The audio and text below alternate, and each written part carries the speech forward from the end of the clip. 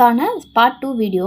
So வந்து part 1ல் நம்ம என்னென்ன டாக்குமெண்ட்ஸ் எதுக்காக அப்படிங்கிறது எல்லாமே பார்த்தோம். இப்போ வந்து கேஒய்சிக்கு அப்லோட் பண்ணுறதுக்கு உண்டான டாக்குமெண்ட்ஸ் எல்லாமே டீட்டெயிலாக பார்க்கலாம். ஃபஸ்ட்டு பார்த்தீங்க அப்படின்னா, ஒரு இண்டிவிஜுவல் கேஒய்சியாக இருந்தாங்க அப்படின்னா அவங்களுக்கு வந்துட்டு பேன் கார்டும் ஆதார் கார்டும் கேட்பாங்க.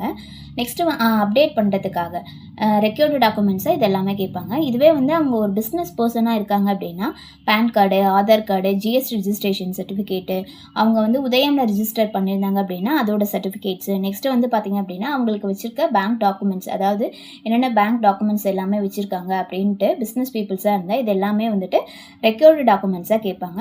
இவங்க 2 பேருக்குமே காமனாக வந்து அட்ரஸ் ப்ரூஃபாக என்னென்ன கேட்பாங்க அப்படின்னு பார்த்திங்க அப்படின்னா எலக்ட்ரிசிட்டி பில் ஆகட்டும், வாட்டர் பில் ஆகட்டும், கேஸ் பில் ஆகட்டும், பாஸ்போர்ட் சைஸ் ஃபோட்டோ, இது எல்லாமே வந்து காமனாக வந்து போத் இண்டிவிஜுவல் கேஒய்சி ஆகட்டும், பிஸ்னஸ் கேஒய்சி ரிஜிஸ்டர்ட் பர்சன்ஸ் எல்லாத்துக்குமே வந்துட்டு இது வந்துட்டு தேவைப்படும்.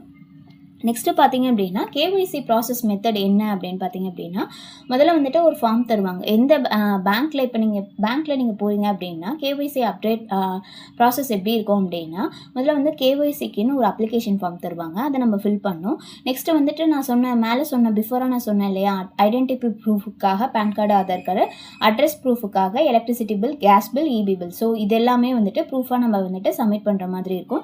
நெக்ஸ்ட் வந்து பார்த்திங்க அப்படின்னா நம்மளோட கரண்ட் அப்டேட்டட் ஃபோட்டோ வந்து அப்லோட் பண்ணுற மாதிரி இருக்கும். நெக்ஸ்ட் வந்து பார்த்திங்க அப்படின்னா இது எல்லா டாக்குமெண்ட்ஸுமே வந்து பார்த்திங்க அப்படின்னா வெரிஃபை பண்ணுவாங்க. பேங்க் இன்ஸ்டியூஷன் எய்தர் பேங்க் ஆகட்டும் இல்லைனா எந்த இன்ஸ்டியூஷனை நம்ம அப்ளை பண்ணுறோமோ இது எல்லாமே வந்து வெரிஃபை பண்ணுவாங்க.